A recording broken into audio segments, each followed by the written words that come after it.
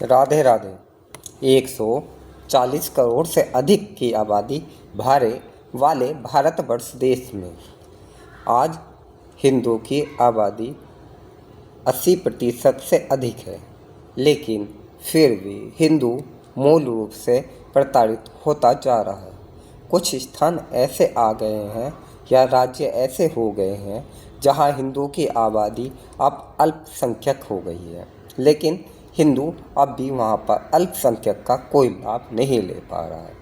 ऐसी स्थिति में भारतीय संविधान का भरोसा करने वाले हिंदू यदि भारतीय संविधान के अनुसार ही चलते रहे, अपनी संतानों को कम करते रहे, तो एक दिन हिंदू पूर्ण रूप से समाप्त हो जाएगा। अगर हम आज से 700 या 1000 वर्ष पुरानी बात करते हैं, तो एक भी देश ऐसा नहीं था जहां मुस्लिम बहुल्य था, लेकिन आज 700 से अधिक वर्षों बाद यहाँ पर क्या हुआ कि प्रत्येक देश में मुस्लिम बहुलता बढ़ती जा रही है। उसका कारण है हिंदुओं का अपनी संतानों को सही शिक्षा ना देना, उनमें भी प्रत्येक हिंदू को कम संतान पैदा करना। इन कम संतानों के चक्कर में हिंदुओं की कन्याओं ने भविष्य में संतान उत्पन्न करने की प्रक्रिया समाप्त करने के कगार पर आ गई है। अगर ऐसा ही चलता रहा तो कुछ समय बाद यह हिंदुस्तान मुस्लिम देश क्या हो जाएगा।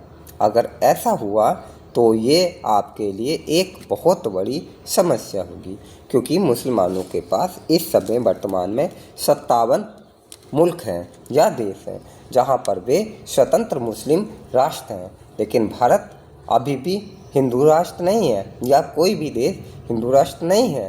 तो फिर क्या आप अपनी जनसंख्या को इस चक्कर में बुद्धिमान बनकर कम कर रहे हैं कि हम शेर हैं और शेर का बच्चा एक ही अच्छा।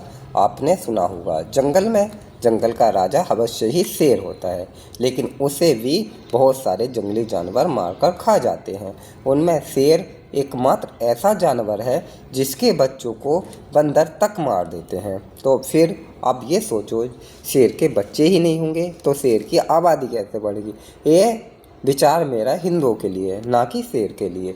इसलिए 1 या 2 बच्चे करके जो अपने आप को बुद्धिमान बन रहे हैं, उनकी कन्याएं या उनके बच्चे ही बाद में धर्म परिवर्तन करके मुस्लिम क्रिश्चियन बन रहे हैं।